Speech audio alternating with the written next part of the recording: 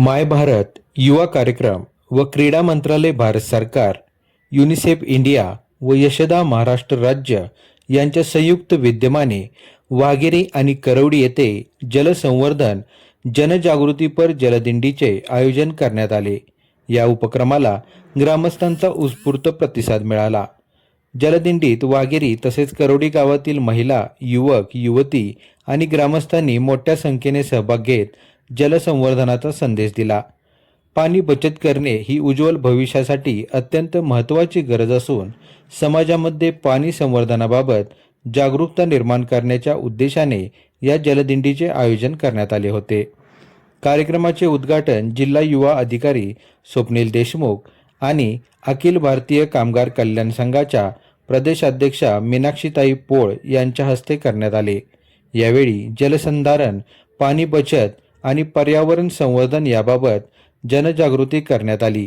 पाण्याचा काटकसरीने वापर करण्याचा आणि जलस्रोतांचे संरक्षण करण्याचा संदेश सहभागी नागरिकांना देण्यात आला। कार्यक्रमाचे प्रास्ताविक व स्वागत संतोष डांगे यांनी केले, तर आभार प्रदर्शन सूरज वाघमारे यांनी मानले। जलदिंडीमुळे परिसरात जलसंवर्धनाबाबत सकारात्मक वातावरण निर्माण झाले असून पाणी बचतीचा संदेश सर्वसामान्यांपर्यंत पोहोचवण्यात यश आले आहे।